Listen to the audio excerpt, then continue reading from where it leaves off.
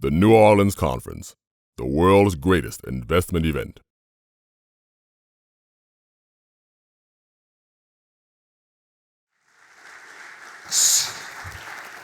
Thank you. Okay, friendly greetings and a warm hello. All right, what I want to talk about this morning is why you shouldn't worry about the collapse of the markets or the collapse of the economy, both of which are going to happen.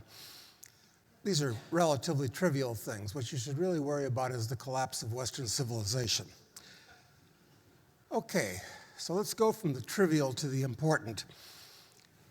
A little bit of history on the markets and what you should do about them. You remember back, a little bit of ancient history. You remember back in the early 80s when US government bonds were yielding 18%? Well, they've gone down to close to zero as of a couple of years ago, and now they're heading back up. My projection is that they're going to be yielding much more than 18% before this is all over, so don't own bonds. That's one piece of investment advice. Second thing, stocks. Back in the early 1980s, when bonds were up there, the Dow was 850. Now it's about 27,000. My guess, where should it be? In real terms, 3,000, 4,000. I think it could fall a lot. Remember when Exxon used to yield 10% in dividends way back then, when electric utilities used to yield 15%? Well, just kind of keep that in mind when you're chasing 1 or 2% stock yields today. Real estate.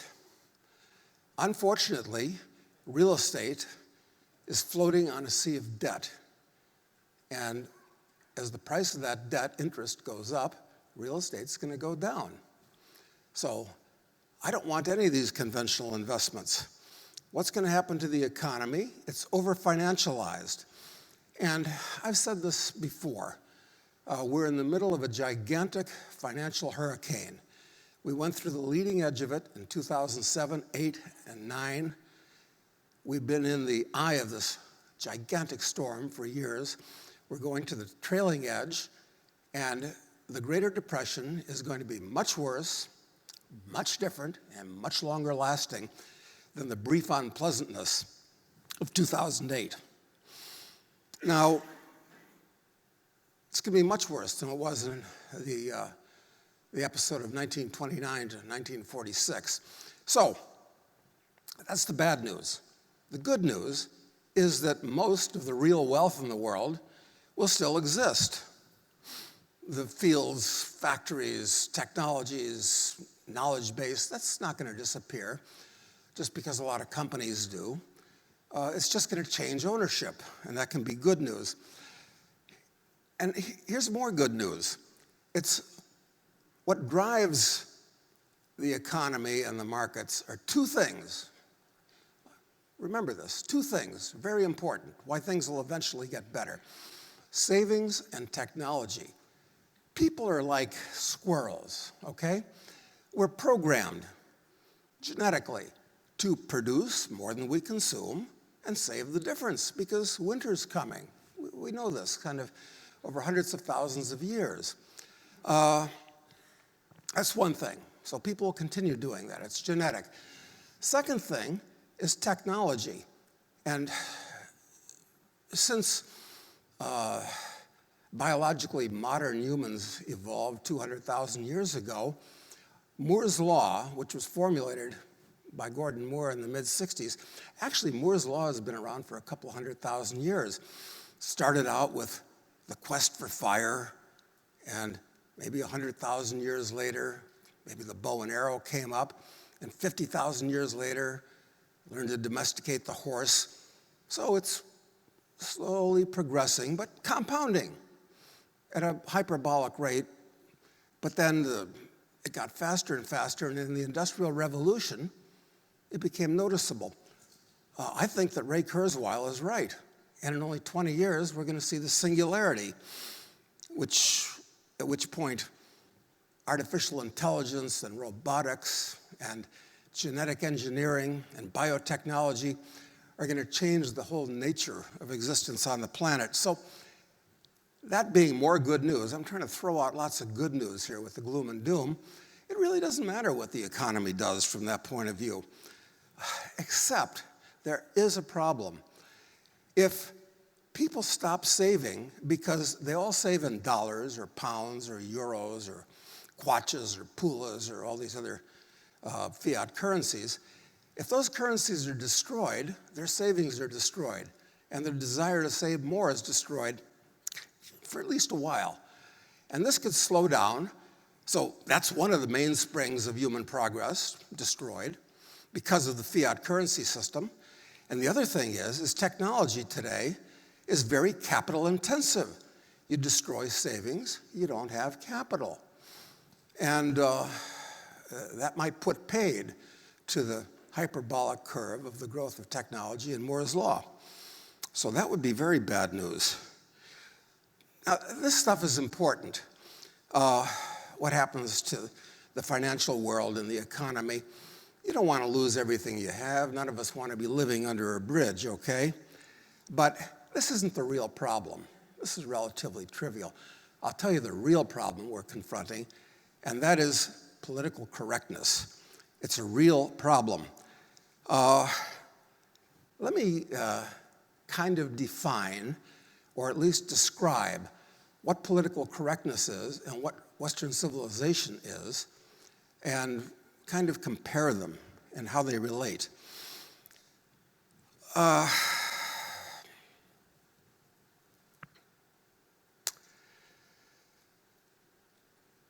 Wait a minute.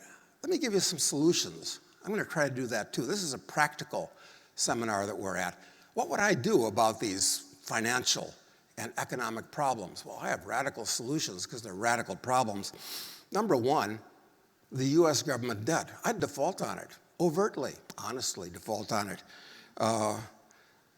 Why? I don't think the next several generations should be turned into indentured servants in order to pay it off. I think when a building is about to collapse, a big building, it's better to have a controlled demolition rather than waiting for it to fall randomly. It's another reason to default honestly on it. And the last thing is I think it's morally important to punish the enablers that have lent the government all this debt. So I would default on the debt. Of course, I would, number two, abolish the Federal Reserve, which is the engine of inflation. Third thing, a lot of you won't like this idea, but I would cut the military at least 90%, because the military, American military, is not a defender of America and civilization. It's the greatest danger to it. Long story, won't go into it now. Fourth thing, I'd eliminate all regulatory agencies and all regulations. And fifth, that would enable cutting taxes by 90%. But don't worry, this is very radical. It's a space patrol. It's not going to happen. The only thing that's going to happen for sure is the debt's going to be defaulted on, but not the way I said. So let's get back to political correctness and how it's destroying Western civilization. What is Western civilization, if you've ever thought about this? It's a complex of traditions, ideas, and attitudes that started out with classical Greece and Rome, and then these things, attitudes, traditions, so forth, ideas, were amplified in the Renaissance and the Enlightenment. And they're unique. I'm going to give you a list of them. They're unique to the West. Others have adopted some elements of it randomly. But Western civilization has driven almost everything that's good in the world. And I mean this not just technologically and economically, but morally and spiritually and every other way. But it's going downhill. Now, what's its enemy? It's a complex of things, a syndrome of things, of other ideas and attitudes that generally can be termed political correctness. I first heard that term In about 1980, I was watching Saturday Night Live, and they mentioned political correctness. I thought it was a skit, part of a joke, but it's no joke. What is political correctness? It's a complex of things that stand in overt opposition to Western civilization and everything it stands for, believe it or not. Now, political correctness is perverted, destructive, degraded, but unfortunately, it's widely accepted and even lauded as being a good thing and a moral thing today. This is a real problem. Incidentally, Western civilization in this era of multiculturalism, how do you feel about multiculturalism? Well, I'll tell you, Western civilization, out of all the other so-called civilizations in the world, is absolutely the only one that's worth the powder to blow it to hell, which could easily be done with the others and we wouldn't be missing anything. Ayn Rand once said, East minus West equals 0.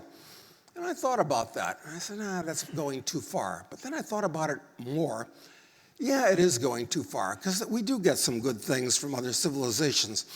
And I thought about it, and I listed them. What are they? Well, we got yoga. It's good. We got martial arts. It's good. We got Taoism. It's good. Zen. I think it's good.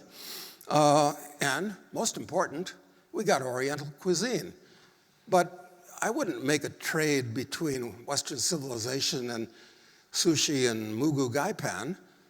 I don't think that's a fair trade. But that's about all you get from the other civilizations in the world, believe it or not. So what are the elements of Western civilization? I'm going to give you a list of 12 things that are unique to Western civilization, which is almost as despised as middle-aged white males. I mean, it's considered to be a horrible, terrible thing. Free thought, free speech, free markets, that's number 3. Number 4, limited government. Number 5, individualism. 6, rationality. 7, liberty. 8, the concept of progress. 9, privacy. 10, property rights. 11, the rule of law. And 12, the idea of industry and entrepreneurialism. Now, let me explain this a little bit. Free thought, this is the basis of everything. The ability to think freely is actually the main thing that separates us from monkeys. And George Orwell put his finger on this many years ago when he said that, when he diagnosed that we were going in the direction of doublethink and thought crime and such. But maybe even more important than free thought is free speech, because you can't crystallize your thoughts unless you have the words to express them, even in your own mind. If you control language, you control thought. And that's exactly what these people are trying to do and are doing. There are words today that are taboo. You're not supposed to use perfectly good English words. It's quite confusing. People don't define terms anymore. It's dangerous. I'm a freedom fighter. You're a rebel. He's a terrorist. Well, what's the difference? People never even think out what these different things mean. They just use them robotically. Democracy, which is really just mob rule. Mob rule dressed in a coat and tie, perhaps, is confused with freedom. They're two very different things. But you listen to television or listen to a teacher, and they're used interchangeably. You remember when the Defense Department was called the War Department? And it rarely made war. Now we have a Defense Department that, the language has changed to confuse the way people think. Isolationist. That's what they call non-interventionists. And nobody objects. Nobody brings this up. You remember during the 1960s, there used to be this joke. America will never have concentration camps. We'll call them something else. And today, by God, we have detention centers. So the old joke isn't a joke anymore. So much for free speech. Incidentally, part of free speech is hate speech. I'm a big fan of hate speech. I think we should use hate speech. Why? Because you're identifying who the enemy is. I'll get into this a little bit later. But one reason why hate speech is actually a good thing is a person who speaks in a certain way, good, bad, you decide, identifies who he is. And if you can't say anything for fear of offending people or whatever, you don't know who you're dealing with. I like to know who I'm dealing with. I like to know what they're thinking. And speech is how they express that. So let people say whatever they'd like. And trigger words. This is a new phenomenon, too. Yes, trigger words are fine. People that insist on identifying trigger words, it lets me know that I'm dealing with a crazy person. A people that actually has serious psychological problems that needs to be told that a trigger word is coming up. Third thing, free markets. Socialism is actively being endorsed. And Bernie Sanders, an overt socialist, actually would have gotten more votes than Hillary if he'd actually been allowed to run. And you've got lots of people in the Democratic Party that are endorsing socialism. Socialism is just the notion that everybody can live at the expense of everybody else. It's a stupid idea, but it's widely accepted. Fourth notion of Western civilization, unique to Western civilization, limited government. It's being replaced by the idea of unlimited government. Everybody thinks that the dictatorship of the proletariat, in effect, is a good thing. Busybodyism, which is what politics is all about, is very much in the air. Everybody sees the government as a solution. But let me tell you something about government. You don't get the best and brightest people to go into government. You get the worst people, the most criminal personalities that get into government. You got two kinds of people in the world, people that like to control physical reality and people that like to control other people. And they go into government, and all these stupid chimpanzees vote for them and cheer them on and give them money. It's insane. Anyway, limited government, that's going out the window. Individualism, this is also uniquely Western. It's been totally replaced by identity politics. You're no longer an individual, you're a member of a race, very important. You can't say that, but it's a fact. Well, at least if you're a white person, you can't say that. You're a member of a gender or a class or a group of some type, but forget individualism. That's out the window. Rationality, uniquely Western concept, actually. Things like science and fact and logic are out the window, and they're being replaced by their traditional enemy, religion. Now, I don't mean religion and worshiping a god necessarily, not that type of religion. We live in a new era. It's being replaced by a secular religion. I don't even mean Islam, which is a ridiculous religion. I've actually read the Quran. It's intensely stupid and unreadable. You're not supposed to say that, but read it yourself. I suggest you do it. It's only 400 pages, it's not much. You think that Allah would have more to say. I mean, it's not even the length of an encyclopedia. But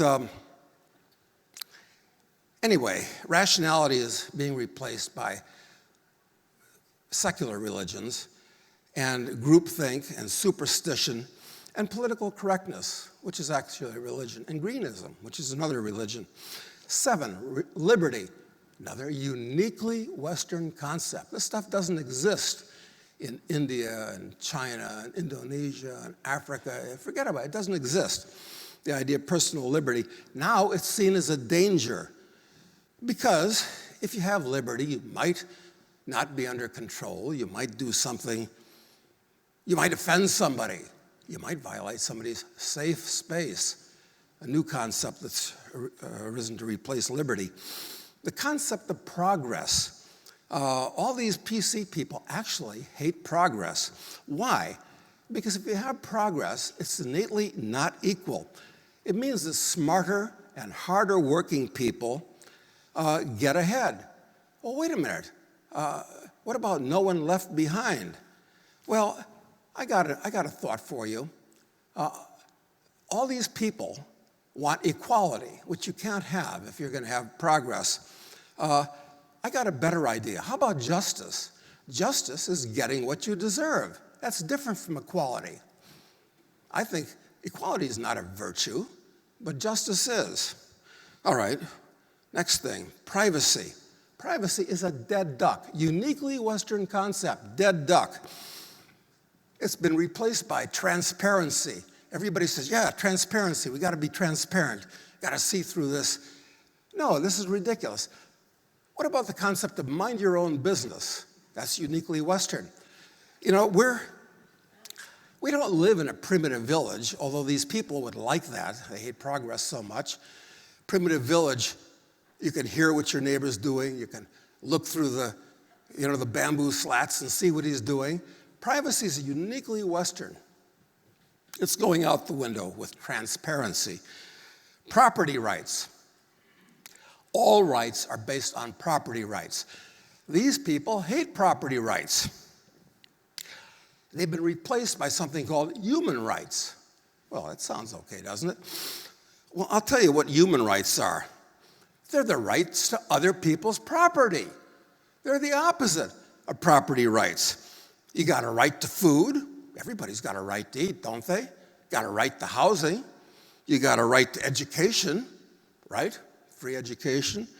You even got a right to a guaranteed income. You certainly got a human right not to be offended.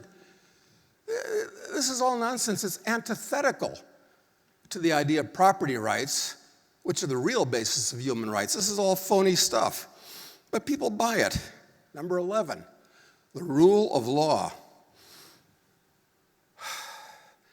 Of course people don't have any, if you have any sense, you don't have any respect for the laws today because you don't even know what the laws are.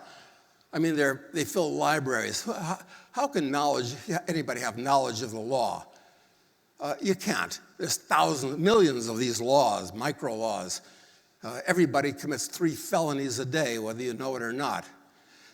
But I suggest that all these laws be replaced, including the Constitution. I'll throw that out too, incidentally. I'm not a big fan of the Constitution. The Constitutional Convention was actually an illegal coup d'etat. Another story, won't get into that now. Replacing the Articles of Confederation. But I'd say that we only need 2 laws. People can remember 2 things, okay? You don't have to remember a lot, just 2 things. 1, do all that you say you're going to do. And 2, don't impinge on other people's property, including their bodies. That's really simple. Do all you say you're going to do, and don't aggress against other people's life, body, property. That's it. But you know what? As I'm going to point out momentarily, it's hard to remember stuff. Even remembering 2 things might be too much for some chimpanzees. So let me break it down to 1 law. That makes it easy, doesn't it? Just 1. Even Allah couldn't do that. Here's the one great law. It's the whole of the law is do as thou wilt, but be prepared to accept the consequences. Everybody basically does what they want anyway, don't they? But if they're told to be prepared to accept the consequences, wait a minute, maybe I got to think about this before I do it. Now, is this reasonable or realistic that we have a society where there's only 1 law, that one? Probably not, because the average person would have to be thoughtful, responsible, and I'm afraid that the human race hasn't been around that long to make that possible. But it's an ideal to shoot for. So that takes care of the rule of law, okay, if I've been clear. Throw out all the laws we got. 2 laws, better 1 law. Last is the 12th thing that's unique to Western civilization, and it's all being flushed. It's all being flushed, is the idea of industry and entrepreneurialism. People are no longer interested in creating things. They're interested in preserving nature. Now, I love the birds and the bunnies as much as anybody, I promise you. But I think George Carlin was right when he said, save those bees, save those trees, save those whales, save those snails. I mean, this is what it's all about. Nature has become a mania, and nature isn't your friend, it's your enemy, actually. Nature it's always wanted to kill you. That's what nature, it's not friendly, it's the enemy. It's only since industrialism and Western civilization have mellowed things out and allowed us to live without driving herds of buffalo over cliffs and burning down forests in order, this is what primitive people do. Actually, industrialism is the friend of nature, but these people, the PC people, think it's the enemy of it. So they want you to preserve it and deindustrialize. Greenism is another manifestation of this religion. Okay, so I've given you 12 things, very important things, that are unique to Western civilization and are hated like Western civilization itself. Okay, why are they important? These are just concepts, okay, they're nice. Because they have effects. What are the fruits, the effects of these 12 concepts I just gave you? I'll give you 6. They're literature, 1, music, 2, art, 3, philosophy, 4, science, 5, and a high standard of living, 6. Now let me explain this, if I may, and how Western civilization is responsible for these things. Literature, you just kind of expect. You got a book, you can read it. Well, in colleges today, I'll talk about that too, they don't teach the ancient classics anymore. Forget about it. Doesn't exist. They don't even teach Shakespeare anymore. I was a trustee of the 10th oldest college in the US, Washington College, for, 4 or 5 years. And I attended classes. I went to one class, an English literature class, and forget about Shakespeare. The professor walks in gym shorts and a tank top. I'm not kidding. And he starts, and the assigned reading was a book written by a black guy. I don't know what he was like. I don't know but it was an almost unreadable, illiterate book written by a guy who was just out of jail. But it was very politically correct. That is what's being taught instead of, Western classics. So forget about literature. That's going out the window with political correctness. How about music? Okay, we all enjoy that. Beethoven, Bach. Well, you don't have to listen to that all the time. But it's been replaced by rap and hip hop. All right, yes, I know it's a matter of taste, and I know what rock and roll, I love rock and roll. When it came in, everybody thought it was jungle music and so forth. I know, tastes. But the fact is, things like rap and hip hop are in fact atonal and discordant, and they use foul language. Incidentally, I've got nothing against foul language. I'm a big fan of Deadwood, which is structured around foul language. So no, I'm not a Puritan, but when it's constantly being sung at you, it has an effect on the way you think. You remember American Bandstand with Dick Clark way back when, ancient history times? And the kids that were on American Bandstand, it was very funny. Dick would ask them, "Oh, what did you think about that song, Jimmy?" "Oh, well, the lyrics were pretty good. I'll give them a 63, but the words weren't so hot. I'm only going to give them a 32.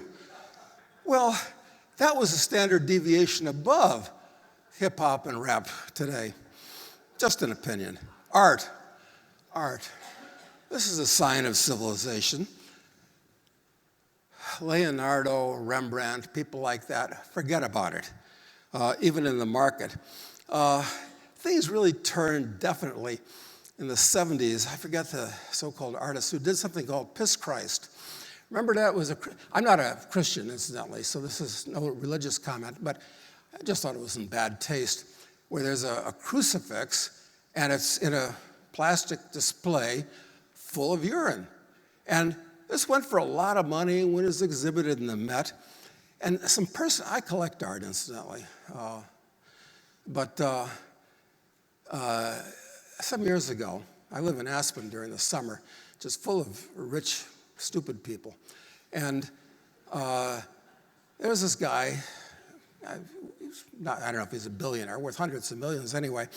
I visited his house, very famous art collector, and he showed me his pièce de résistance. This was the heart of his. It was a plastic blow-up thing, I don't know, about 2 feet by 3 feet, and he pushed a button, and there's a little pneumatic engine that blows it up into something else, I don't know what the hell it was, and then it deflated. And this thing was worth hundreds of thousands of dollars. And I would have laughed, and I say, you're an idiot. But I couldn't, because I was in his house, and that would have been unseemly. All right, that's what's happened to art. Philosophy, this is even more important. The problem with philosophy today is there isn't any. Ethics hasn't improved or changed since at least the 19th century, which was kind of the peak of Western civilization. Meanwhile, technology, as I pointed out earlier, has been going hyperbolic. Now, what we've got here is people that are advancing rapidly in weaponry, but not advancing at all in ethics and philosophy and understanding of these things. So what we're going to have is a bunch of chimpanzees hooting and panting at each other while they fight over a scarce resource, but with very advanced weapons, more advanced than nuclear weapons. Philosophy. Next lifetime, should I have one, I want to come back as somebody important, like an actor. Because people listen to actors. It's like they know something, okay? Some actor or actress, I don't even know who the hell they are, they say something, everybody listens. So another sign of how degraded civilizations become, science. People don't study science, they study gender studies, they study diversity studies, which is really stupid. People get degrees because of affirmative action, because of being a member of a race or a gender or a class. I'll tell you why this is serious. Because eventually, when things like anthropogenic global warming, a whole other subject to talk about, is debunked, it's in the mind of the average non-thinking person, non-thinking because of the things I mentioned earlier, it's going to debunk the idea of science. Hey, they were totally wrong. They were 100% correct about AGW. Doesn't work. So it's not just the stupid things that they're going to do to fight it. It's the fact that it'll debunk science itself. And of course, a high standard of living. You're not going to have time for literature, art, music, philosophy, science, if your standard of living collapses, because Western civilization collapses, because you can be too busy loading 16 tons of coal every day or grubbing for roots and berries. So that's what's at stake. Now, I've given you 12 unique characteristics of Western civilization, things that are responsible for almost everything of value today, but they're hated and despised, as is Western civilization, and they're being actively destroyed. Forget those 12 unique characteristics. They're too hard to remember 12. I can't even remember them without a list. I've given you 6 critical fruits of Western civilization that are going to be washed away. That's too hard to remember, too. So forget the list of 12, forget the list of 6. I got a list of 3 things. You can probably remember 3 things. Primitive people, when they count, they say 2, 3, many. You can't remember stuff past 3. Okay, here's a list of 3 things you can remember. I can remember them. Number 1, and this is a practical conference. You want stuff you can do, right? That'll benefit your financial and economic. Okay, I'll give you 3 things. Number 1, don't give to charities. Big mistake. I've written a lot on this. I'm just going to give you a 1-paragraph summary of it. Yeah, sure. If you give it to a charity, you're keeping it from the government. I understand. Smart, good. I approve of that. But giving to almost any charity is actually actively destructive. It rarely helps or solves anything for more than a moment. It's actually a dissipation of capital. Yeah, you kill some mosquitoes. Okay, yeah, there's some Africans that are better for the, but then the mosquitoes come back, but the capital's gone. That's the problem. All charity does is it assuages the guilt of people who have committed real and imagined sins, and it also makes them feel like big shots, which is very important to charitable givers.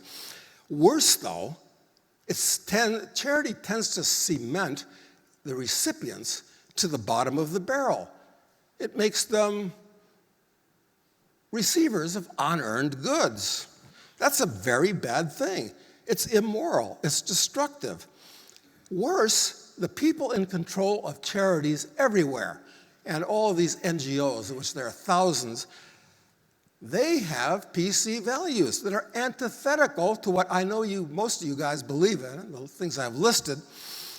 And you give money to these charities idiotically because you think you're being a good guy, you're cutting your own throat. It's absolutely crazy. I got a suggestion with what you should do. You should give to people that deserve it, not to people that need it. To hell with people that need it. They probably need it because they got bad habits. Give it to people that deserve it, if you're going to give it at all. But I got a better idea yet. There's lots of ideas, but there's no time for this. If you really are a philanthropist, you love humanity. Incidentally, I don't like humanity. I like individual people, but most people, no. But if you really like humanity, what you'll do with your money is use it to create more wealth, create more money. That's how you're, but they don't believe this. Okay, so don't give to charities. Number 2, more important, don't give to colleges. And don't send your kids or grandkids to a college or university. This isn't just the height of stupidity. This is actively destructive. Actively destructive. Now, I understand if you want to learn a formal discipline where you need lab work, science, engineering, medicine, things like that. Okay. There's a place for that, no question. But now, it's worse than a misallocation of time and money. I wish I'd had good counsel. I didn't. I wouldn't have gone off to college, misallocated 4 years of time and a bunch of money. Today, it's 4 years of time and $200,000. How stupid is that? Spending that kind of time and money when you could be doing something productive with it. You don't know what to do? It means you failed in your job as a mentor, as a parent, as a grandparent, if you're sending your kids off to be indoctrinated by neo-Marxists, because the entire education industry is totally captured by these PC people that I've been talking about, all of them. I mean, it's like an infestation of aliens in a nest that you send your kids there, 18 years old, they're authority figures, they'll listen to them. And once you get these ideas in your head, it's hard to get them out. And it's hard to replace them with different ideas. And everybody goes to college today. It's not like in the old days when a few people did, and colleges weren't as corrupt as they are now. Colleges are much more corrupt and everybody goes there. And then, when they get out of college, the movie industry, the entertainment industry in general, the news industry, government, just the general ambiance of society. You know, these ideas are cemented. So there's really no help for this. I'm just telling you, don't send your kids to college. Do not send any money to universities. The third thing, and this is in general, don't give aid and comfort to the enemy. That's real treason. What I mean by that is don't attribute good intentions to these glib, smarmy people that talk about the values of education and giving and all this kind of nonsense. It's a moral issue. I know you all want to do the right thing, the moral thing. Well, your moral calendar has been turned upside down by the way society is going. And Western civilization's declining because people just don't think about these things. Don't say, when you listen to one of these idiots say something, yeah, I guess you're right, but maybe you're going too far or you're going a little too fast. It makes you sound like a Republican, for God's sake. I mean, you should be embarrassed.